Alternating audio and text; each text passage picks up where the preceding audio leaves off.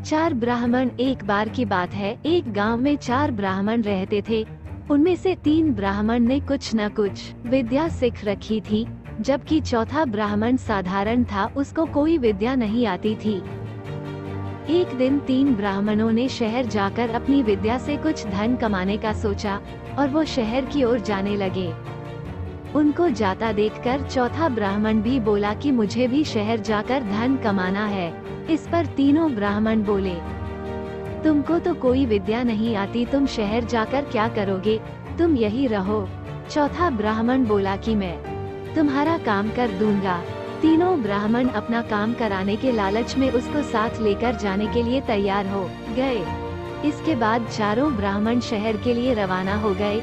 जब वह जाते हुए जंगल से गुजर रहे थे तो उनको एक हड्डियों का ढांचा नजर आया। चारों ब्राह्मण देखकर सोचने लगे, ये किसका ढांचा होगा। तभी एक ब्राह्मण ने अपनी तंत्र विद्या का प्रदर्शन करते हुए उस हड्डियों के ढांचे को जोड़ दिया,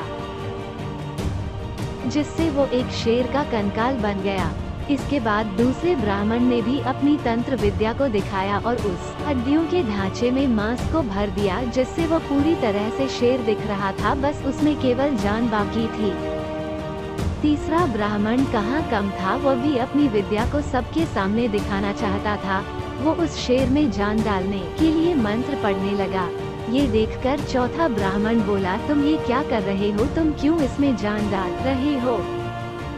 तीसरे ब्राह्मण ने बोला, तुम चुप रहो, तुम मूर्ख हो, तुमको कोई विद्या नहीं आती, इसलिए तुम हम विद्वानों के बीच में कुछ मत बोलो। चौथा ब्राह्मण समझ गया कि यह नहीं मानने वाले और वो जल्दी से पास के एक पेड़ के ऊपर चढ़ गया।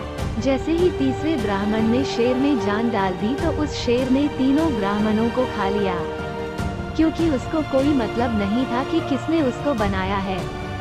थोड़ी देर के बाद शेर वहां से चला गया और चौथा ब्राह्मण पेड़ से उतरकर गांव की ओर चला गया।